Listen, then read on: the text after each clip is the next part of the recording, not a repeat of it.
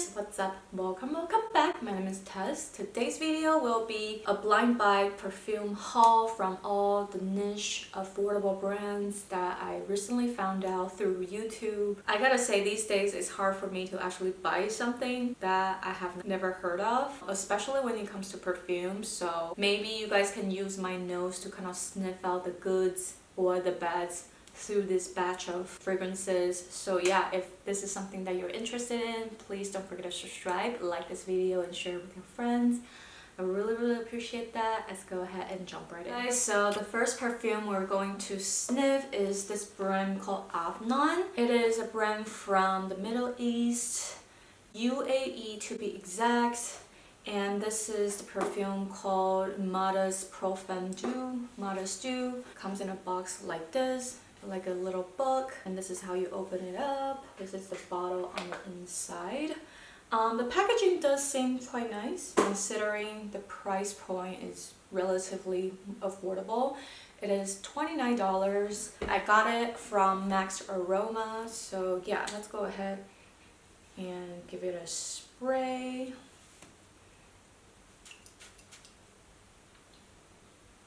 I'll pop on the screen of all the notes. Yeah, I definitely smell strawberries, the cherry notes, a little sour. Kind of dries down to some sort of a powder. There's patchouli in there. I smell the patchouli, the powderiness kind of started to come through. Definitely the chocolate. Now there's some sort of spices. It's not your regular like gourmand, delicious, creamy, that type of a scent. It's more like a powdery dessert, if that makes sense. It's not smooth. I wouldn't say it's smooth and creamy. It doesn't really give me that. I was really expecting like a creamy strawberry, chocolate, cherry type of a cake type of a scent. But it really doesn't give me that. You know, like I'm a little surprised because a lot of people describe it as like a delicious gourmand type of a scent. It definitely has a little bit of that sour cherry note. I do feel like the cherry kind of gone a little sour on me. Yeah, I don't really care for the dry down. I would say I need a little bit more of the vanilla or something to kind of round out the fragrance. It kind of didn't flow super duper well for me. I feel like the fruity notes kind of gone a little sour, and there is that patchouli's powderiness and a little bit of that spice, which I don't love. I kind of wish the base note is something else, and I didn't realize there's actually spices in it.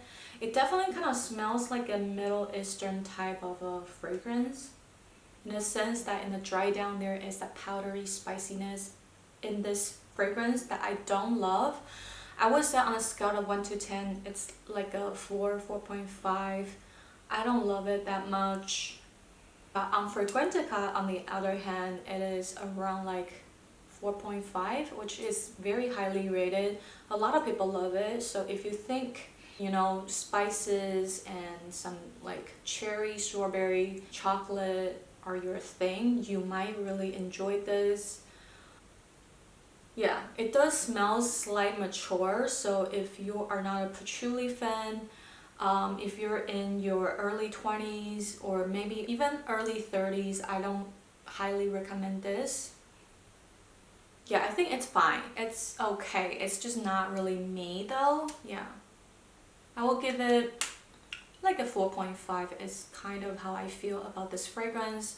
I don't really see myself wearing this fragrance, like not really. So yeah, unfortunately it kind of didn't work out, and yeah, let's move on to the next scent. Alright, the second fragrance is actually like, it's far from anything that I would ever buy, but I'm just like, I want to open my horizon, you know, kind of explore different brands. I don't know how to pronounce that brand. Ajmal, I think that's what it's called.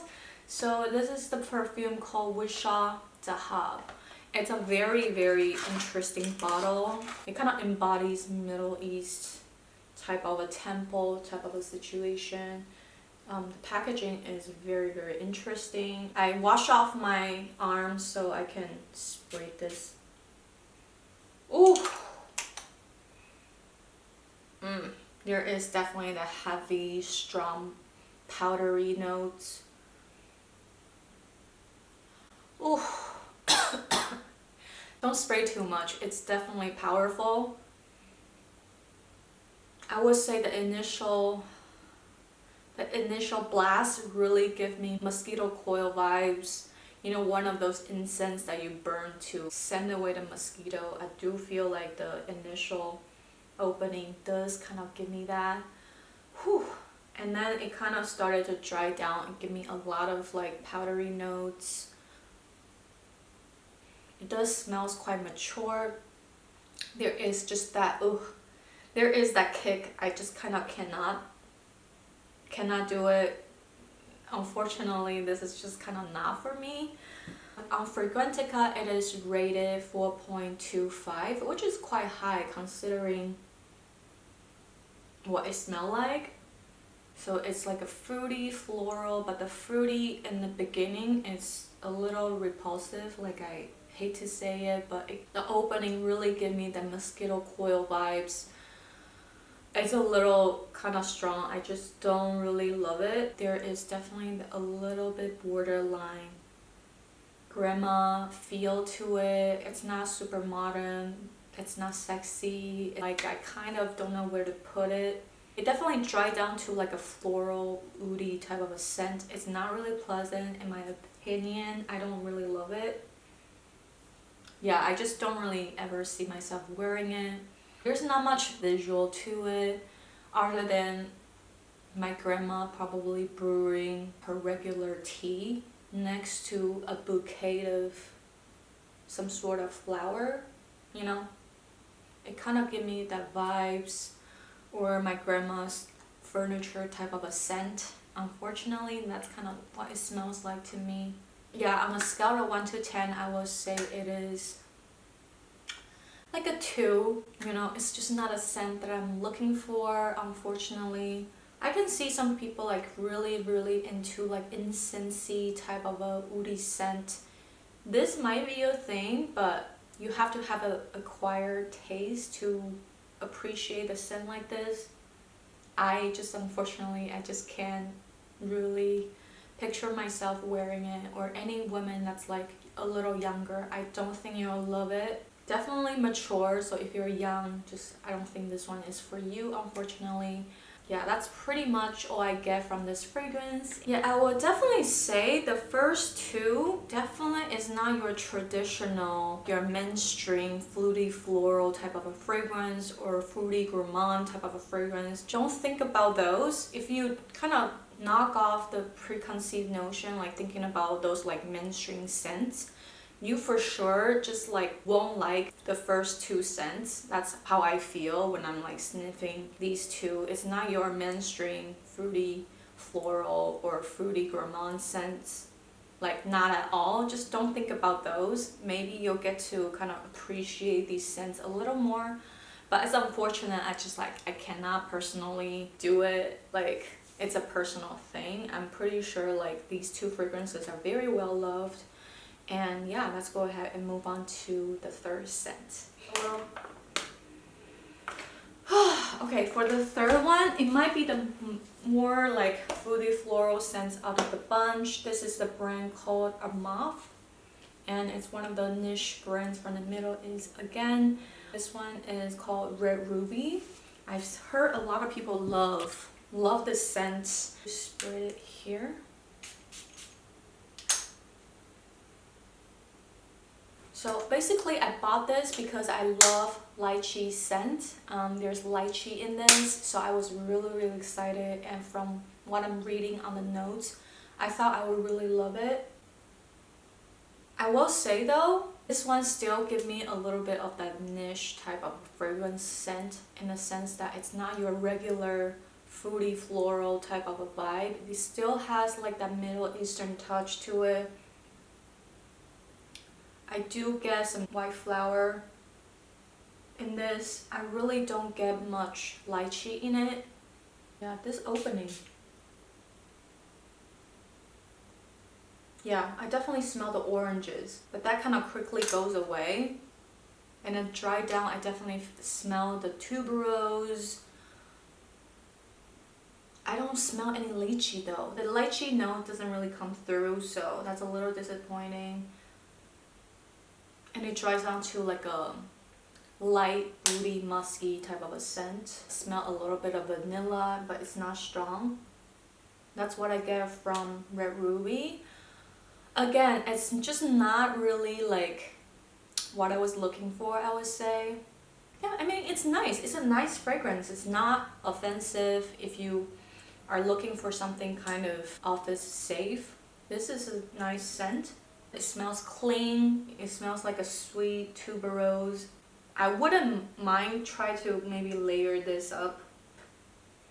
There's nothing super like revolutionary about this fragrance. It's just a light fragrance, you know, it does smell pleasant, but I don't really get a whole lot of image of it. Oh, I'm not in love enough. I really want to love it more, but the lychee didn't come through for me. So I would say, yeah, on a scale of 1 to 10, it is definitely like a solid 5. It's safe, slight generic, and I'm a little disappointed because I don't really smell any lychee in it. On a scale of 1 to 10, I'll give it like a solid 5. Don't love, don't hate. That's my thoughts on the Red Ruby by Armaf. Okay guys, the next fragrance we're going to sniff together is the Brembla Wreath. Just a little bit about Le Rive. It is actually a Portland brand and they're manufactured in France. They are able to do it at around like, let's say $8 to $20 range. They're very, very affordable fragrances in this house and they're mainly focusing on duping or inspired by or direct cloning some really high-end mainstream fragrances. So this one is known to be a dupe for Le Nuit Trésor. Okay, so the beginning, I definitely smell a little bit of oranges. And then I'm picking up like some strawberries. Very syrupy, very sweet. Oh, it's kind of too sweet for my liking. It is, ooh, it kind of smells like a dessert. Like a strawberry, a little licorice type of a scent. Very sweet. I feel like this one is overly a little too sweet for me.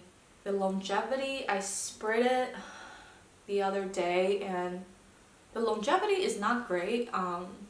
I will give it like 3-4 hours. It doesn't smell like high-end. It doesn't have like that luxury feel. It kind of just smells a little bit like a very cheap dessert, if that makes sense. It just doesn't smell like creamy to me. It doesn't have like that pizzazz. I feel like there's something missing in this that I'm not loving. It kind of smells like very one-dimensional. It just smells really sweet. That's all I can describe it. Almost syrupy-like.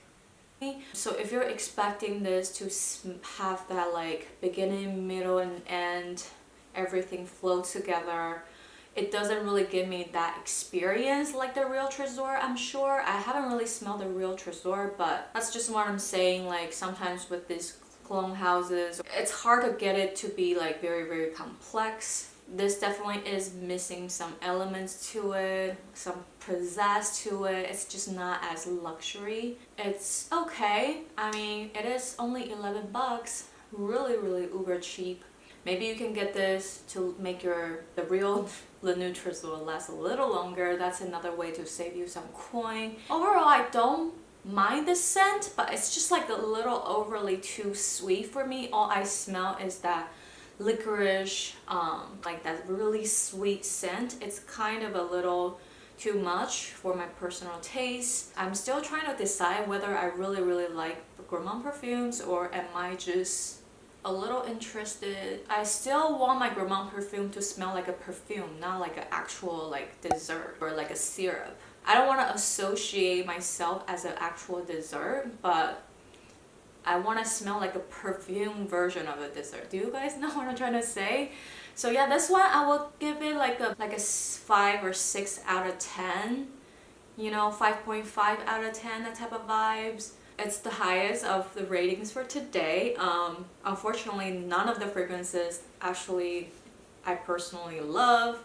So that's a little unfortunate. Okay, you guys, that's it for today's video. I really appreciate you guys watching. Comment down below, let me know if you have tried any of the fragrances that I mentioned today, or if you have any fragrance from these fragrance houses that you actually love. Do comment down below, let me know, so maybe I can check it out and sniff it out next time. I really hope that you guys enjoyed today's video. If you do, please don't forget to subscribe. If you have not subscribed, follow me on Instagram and TikTok. I love you guys. I'll talk to you later. Bye!